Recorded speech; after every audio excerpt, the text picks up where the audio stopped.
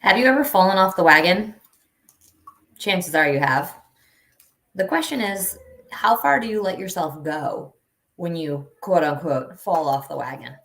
Now, I'm not coming to you as somebody that's never fallen off the wagon. In fact, I've fallen off the wagon, so to speak, many different times. And I want to talk about that specifically because it's been an issue that's come up for quite a few clients recently. And in this, I don't know, post pandemic world, there's a lot of stresses, overwhelm, different things that may come up. And I want to go there. So with that conversation I had yesterday came off a video that I did about being cocky.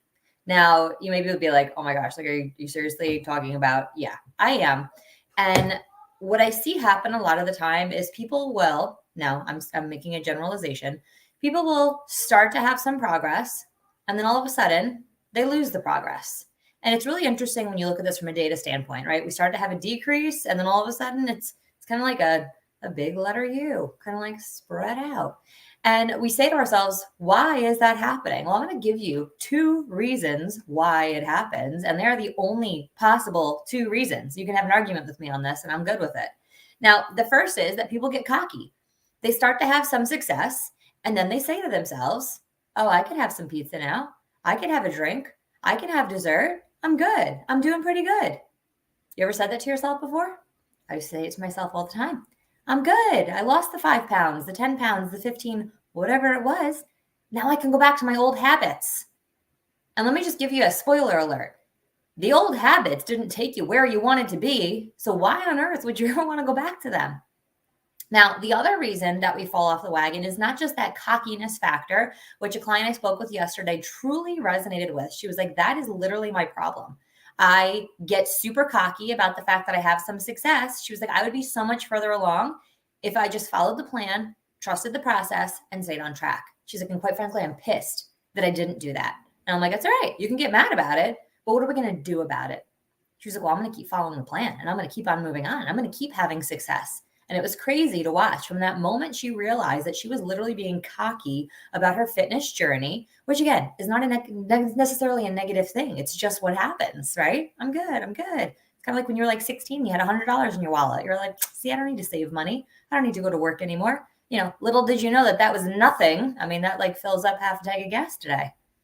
So anyway, she literally got on track and her weight literally went and we watched it. I'll post it for you in this group because it was really amazing and impressive to watch that when she got on track, things started happening in her body. Now, the second reason that we fall off the wagon is that this is no longer a priority. So whether, I'm going to lump all the stuff in here because it's real, whether there's trauma, stress, overwhelm, right? Fitness no longer becomes the priority. It's no longer important for us to put ourselves first. And so other things take precedence over our health, which sounds crazy when you put it that way, but it is the truth. And when that happens, it is easy for us to fall off the wagon, so to speak.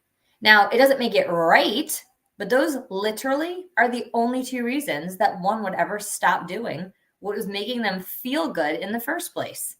Now, we can also throw in there the other conversation I had with a client who talked about treating herself with alcohol or treating herself with sweets. And I was like, well, how do those sweets and that alcohol make you feel? She's like crap. I'm inflamed. I get a headache. I get bloated. I was like, so is that really treating yourself then? And she had a really, really big aha moment that she shared actually in one of our Facebook groups where it's like, no, that's actually not a treat at all.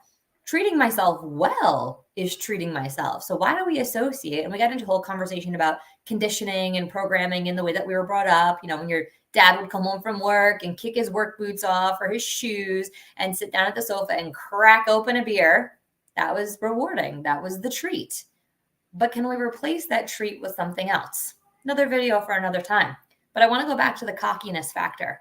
And that is, for me personally, having done the up and down, playing around with 20, 30 pounds through most of my life, and now for the past 12 years, literally staying within a range, you're going to laugh, of 3 pounds. Now, don't hate me when I say that, because I want to give you like the really important piece of how I've done that.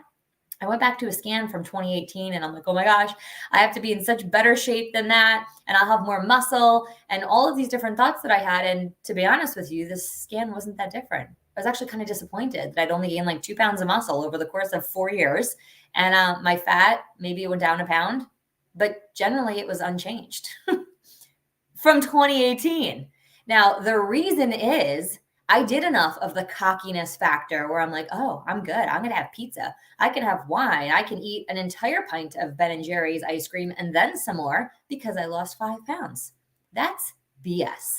It's a belief system. And if that's the way you think, you will always end up where you started or worse than where you started. Facts. Now, for me, I have a range that I like to stay within, and it's about 6 or 7 pounds. When I hit that top point, I do the things that got me to where I wanted to be. That's it. I literally have a standard for myself, and you should have one too. That when your body starts feeling a certain way, when you don't fit in your clothes, when you have aches and pains, when your energy is in the tanks, like literally down at the bottom of the tank because you have none left, that is a signal your body is giving you that it's time for you to take action. But what is your standard? If your standard is to allow yourself to let other things take precedence and priority over your health, which again sounds insane, it becomes very hard. But you have to have a reason, your why, which we talk about a lot, but you also have to have a standard. I will not allow myself to not fit in the jeans that I have. Not my bodybuilding jeans, because I don't fit in those anymore, and I'm totally cool with that. But the jeans I have now, when they start to get snug, it's time to take action. So what measures or standards can you put in place for yourself so that you don't get too cocky and go totally off the rails? Because at the end of the day, when you follow the plan and you trust the process that we've had in place now for the 25 years that Mike's been in health and fitness and coaching, it works. It's what helped one of our good friends in the Italian bodybuilding arena go from like 12th place to 2nd place in worlds. She trusted the process. She followed the plan. It's how every client that we highlight on any masterclass or webinar gets to where they want to be. They trust the process, they follow the plan, and they don't get cocky along the way. So what I want you to do is ask yourself, am I getting cocky with the way that I feel or the success that I'm having? And then ask yourself again, hang on a second. If I'm being cocky, what am I being cocky about? A few pounds? Am I at my goal? Am I where I want to be? Why am I doing this? Is it because it's what I think I deserve? Right? Eating the cake, eating the cookies, eating the whatever? Or is this just something that maybe was conditioned into me that I watched a parent or a sibling or a friend go and binge on a tub of ice cream?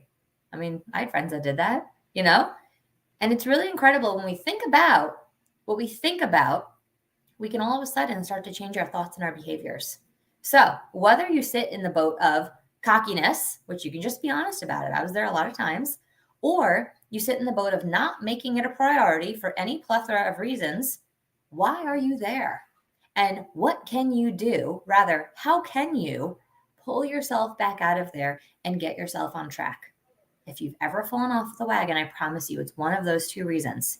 What you need to do is dig deep within yourself and figure out which it is, why it's happening, and how you're going to continue to trust the plan, trust the process, and move forward. Let me know in the comments what you think of that. Have an awesome day, my friends.